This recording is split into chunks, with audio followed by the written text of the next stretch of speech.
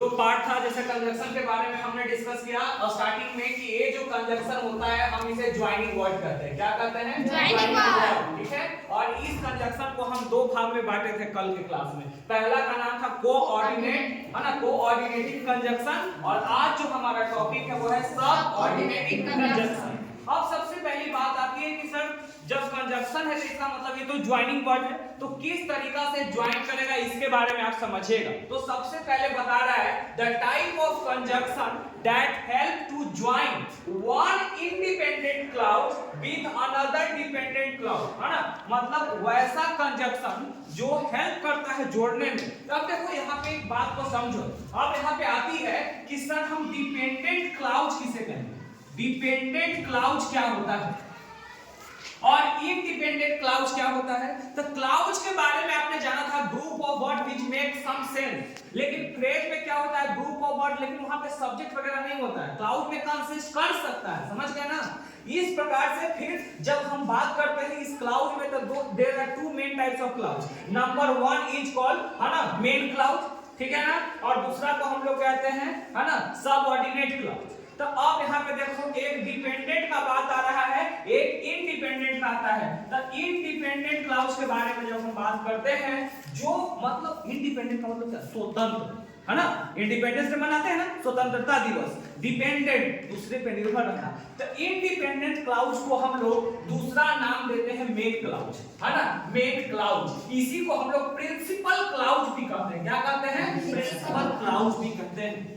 जब हमने एसी लिखा है बाबू, तो एसी का मतलब होता है सबऑर्डिनेट क्लाउड, है ना, जिसको हम लोग, है ना, इसको क्या बोलते हैं? डिपेंडेंट क्लाउड बोलते हैं। क्या बोलते हैं? डिपेंडेंट। याद रखना, सबऑर्डिनेट क्लाउड को हम डिपेंडेंट कहते हैं। ये निर्भर रहता है दूसरे को अर्थ देने के लिए, समझ गए ना। लेकिन मेन क्लाउड से आपको जहां एमसी लिखा है वो है मेन क्लाउड। क्या है? Main cloud. और मेन क्लाउड को ही हम लोग पीसी भी कहते हैं, जिसका नाम है प्रिंसिपल क्लाउड। कोई दिक्कत है यहां तक? चलिए, तो आपको तो अब परिभाषा क्लियर होगा कि टाइप ऑफ कंजक्शन मतलब वैसा conjunction that help to join, जो मदद करता है ज्वाइन करने में। किसको भाई? तो वन इंडिपेंडेंट क्लाउड, है ना, एक इंडिपेंडेंट क्लाउड को डिपेंडेंट क्लाउड से जो जोड़ने का काम करेगा उसी को हम क्या कहते हैं? Subordinating conjunction.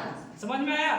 इंडिपेंडेंट क्लाउड्स को डिपेंडेंट से जोड़ेगा, इंडिपेंडेंट क्लाउड्स को डिपेंडेंट से जोड़ेगा, उसे हम क्या कहते हैं? Subordinating conjunction. कोई दिक्कत यहां तक? चलिए अब यहां पे बात को समझिए कि सर इसमें कौन कौन सा शामिल होता है, ठीक है ना। तो देखिए हमने बताया है सबऑर्डिनेट कंजक्शन इंक्लूड, है ना, सबऑर्डिनेटिंग कंजक्शन या सबऑर्डिनेट कंजक्शन जो है वो शामिल करता है। सबसे पहला है that, so that, if, unless, until, in case, till, before, so long as, because, why, where, whether, who, which, since, without, etc. ये सब शामिल हो सकते हैं। किस में? ये शामिल होगा आपका सबऑर्डिनेट कंजक्शन के केस में। कोई दिक्कत? अब यहाँ पे बात को समझिए कि कैसे वाक्य में रहेगा। जैसे देखो कल हमने बताया था, उसमें हमने बताया था कि same range of grammar level है कि नहीं, एक ही काइंड का होना चाहिए।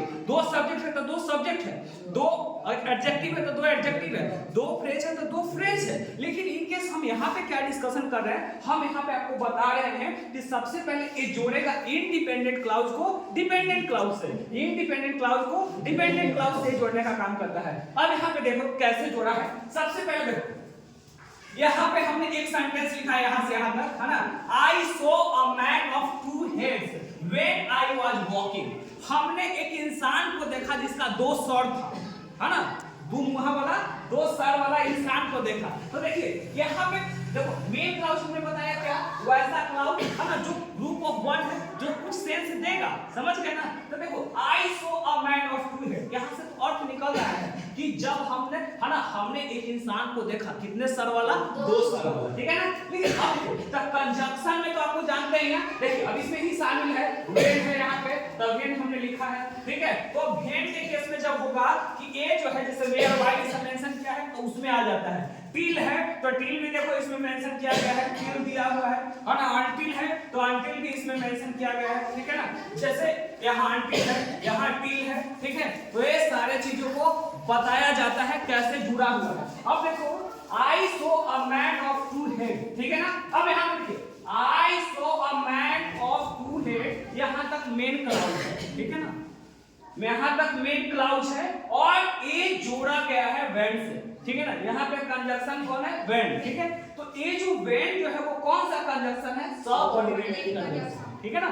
और देखो यहाँ पे देखो आई वॉज वॉकिंग, मैं टहल रहा था, यहाँ से कोई सेंस नहीं निकलता है, तुम टहल रहा था, वह खेल रहा था, क्या पता चल रहा है। लेकिन हाँ यहाँ पे जब उससे जुड़ा तब पता चल गया कि दो मुंह वाला दो सर वाला आदमी तुम कब देखा था, जब हम टहल रहे थे। समझ में आया कि नहीं। तो इसी प्रकार से यानी इंडिपेंडेंट क्लाउज को जब जोड़ता है और डिपेंडेंट क्लाउज से ताकि कंप्लीट सेंस निकले, उसी को हम लोग सबऑर्डिनेटिंग कंजक्शन कहते हैं। कोई दिक्कत।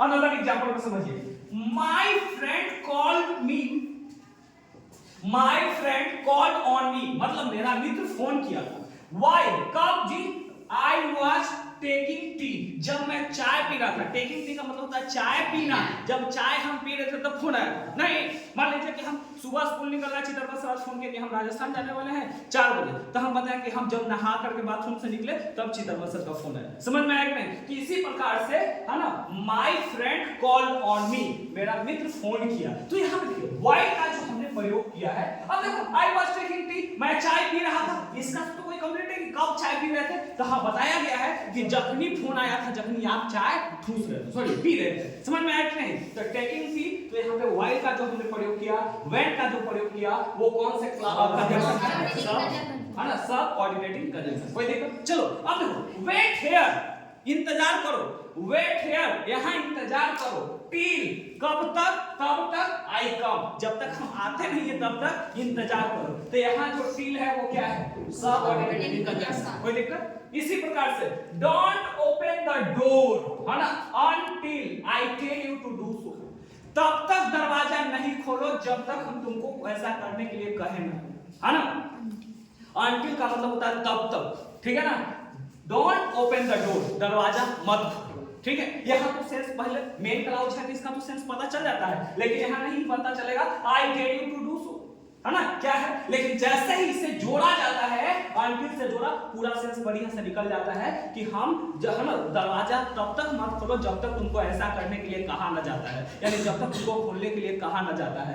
ऐसे को हम लोग क्या कहते हैं, तो याद रखिएगा जो यह एससी जो हमने लिखा है बाबू, इसको हम लोग बोलते हैं सबऑर्डिनेट क्लाउज। क्या बोलते हैं, सबऑर्डिनेट। याद रखिएगा, ये गड़बड़ाइएगा नहीं, सबऑर्डिनेट क्लाउज, सबऑर्डिनेट क्लाउज। इसी को हम लोग दूसरा नाम देते हैं डिपेंडेंट क्लाउज। क्या बोलते हैं, डिपेंडेंट क्लाउज। जबकि बेटा अगर हम बात करते हैं, यहाँ एमसी लिखा हुआ है, ये हो गया मेन क्लाउज, क्या हो गया, मेन क्लाउज। इसी को हम लोग इंडिपेंडेंट क्लाउज कहते हैं। ये ग्रुप ऑफ वर्ड होते हैं, सेंस भी देते हैं, ठीक है ना, लेकिन यहाँ पे जैसे वो कंप्लीट सेंस इसका तभी पता चलता है। और इसी के आधार पे तो हमने बताया था कि फिर सेंटेंस का क्लासिफिकेशन हो जाता है, सिंपल सेंटेंस, कॉम्प्लेक्स है ना, कंपाउंड सेंटेंस और कॉम्प्लेक्स सेंटेंस, ठीक है। आई होप समझ में आया। Thank you.